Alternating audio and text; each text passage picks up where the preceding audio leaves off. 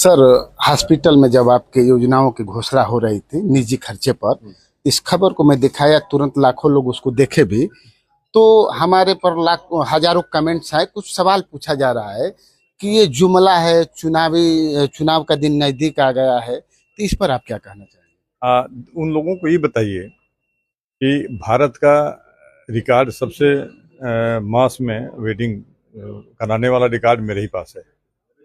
350 बच्चियों का एक साथ, यानी 702 लोगों के साथ एक साथ कराया। तो क्या ये भी चुनावी जुमला था? आज रोज आए दिन लोगों की मदद करते हैं। अभी चुनाव मान लीजिए 1.5 साल में, अभी चुनाव अभी 2 साल है, कितना दिन अभी चुनाव का दूर दूर तक नहीं है, लेकिन कहीं चुनाव की उसमें बू आ रही है। हम तो खलबली मची है हाँ सारे। खलबली। वो जब हमारा समाचार थोड़ा जल्दी चल गया सर, अभी अंदर थे तभी लाखों लोग उसको देख लिए, तो खलबली मचा, हजारों कमेंट्स भी मेरे ऊपर आए। व्यक्तिगत रूप से मिलकर लोग पूछे, ये तो सारे सवाल नहीं तो पूछना है। नहीं, आप ये मैं बता रहा हूँ आपको, एकदम सारे आपके जवाब एक शब्द में दे।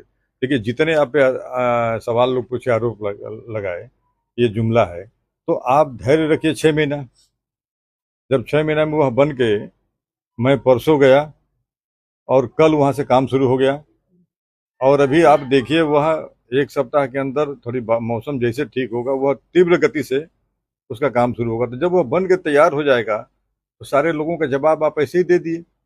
तब तब आपसे जो लोग पूछेंगे, कुछ लोगों का नाम रखिएगा, कहिएगा कि भाई जुमला है, ये तो बन के तैयार हो सर, गया। रसड़ा के लिए, ये जब प्यारे लाल चौराहा का जो डिवाइडर बंद हुआ है, हम्म। इसका आरोप कई नेता तो हमारे चैनल पर भी आकर लगाए, तो आपके ऊपर लगाया जा रहा है कि चौराहा को बंद, इस पर अब बताइए, मैं तो कह रहा हूँ कि 1.5 साल से मैं अस्वस्थ हूँ।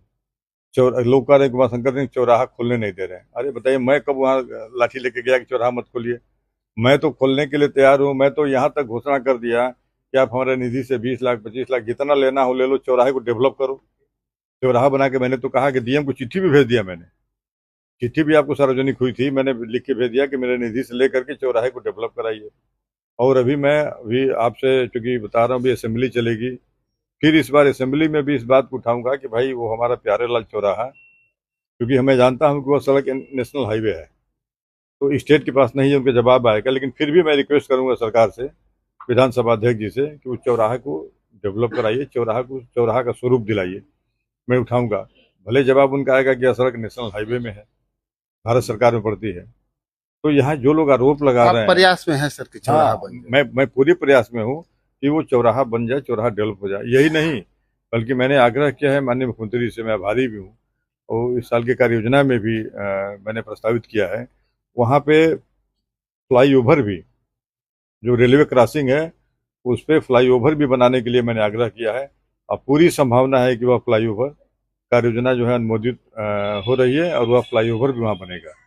और ऊपर से फ्लाईओवर तो इसलिए कि वहाँ पे तहसील जाने का वही रास्ता है, तमाम स्कूल्स हैं, सबके वही रास्ते हैं, तो 2-2 घंटे जाम हो जाते हैं, जाम में लोग फंस जाते हैं। तो वो फ्लाईओवर बन जाएगा, नीचे चौराहा का स्वरूप हो जाएगा, ताकि हर तरह से बड़ी गाड़ियाँ फ्लाईओवर से निकल जाएंगी, ट्रकें बसें, छोटी गाड़ियाँ अपना जो है चौराहे क्रॉस करके आ जाएंगी, तो चौराहे का भी स्वरूप हो जाए, और आम जनमानस को कोई परेशानी न हो, वहाँ पे रेलवे क्रॉसिंग पे फ्लाईओवर भी बन जाए। सर, ये एक बात, जो आप विधायक निधि से जो 10 लाख केरला चौराहे के लिए जब जो कहे, वो पैसा कब तक देंगे आप? नहीं, वो मैं डीएम को चिट्ठी लिख के भेज दिया।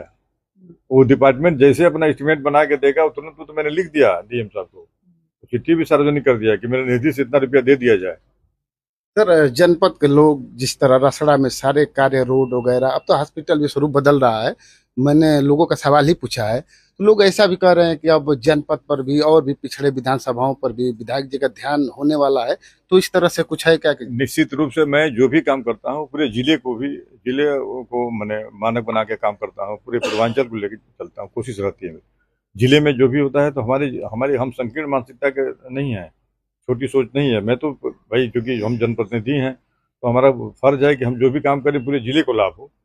तो जिले के लिए निश्चित रूप से देखिए आप, जब ये बताइए, बाढ़ हमारे क्षेत्र में तो न गंगा है न जमुना है, घाघरा नहीं है, तो लेकिन बाढ़ जब भी आती है, कुल पिछले साल में बीमार था तो नहीं, हर साल जब बाढ़ आती है तो मैं 20-20 25-25 ट्रकों को लेकर के बाढ़ राहत सामग्री ले जाके खुद बंटवाता था।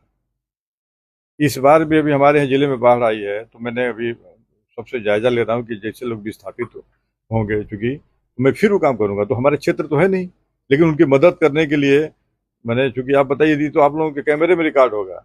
20-20 ट्रक 22-22 ट्रक मैं लेके जाता था, बंटवाता था। हमारे साथ के पूरे हमारे जो हमारे साथी हैं सब लोग जाते थे।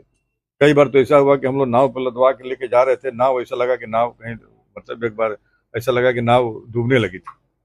तो इतना रिस्क लेकर के हम लोग काम करते हैं। तो ये सब चीजें हम केवल ये नहीं करते हैं, हम पूरे सबको, हमारे पास उस छोटी सोच नहीं है। सर आपके आने के पहले काफी हुआ कि अब आ रहे हैं, अब आज के फिर अगले कब आपका दौरा रहेगा क्या? अभी चूंकि मैं कल निकलूंगा, चूंकि असेंबली चलेगी, तो इस बार असेंबली में 1.5 साल बाद में पहली बार असेंबली में पार्टिसिपेट करूंगा। असेंबली के बाद फिर आऊंगा। धन्यवाद।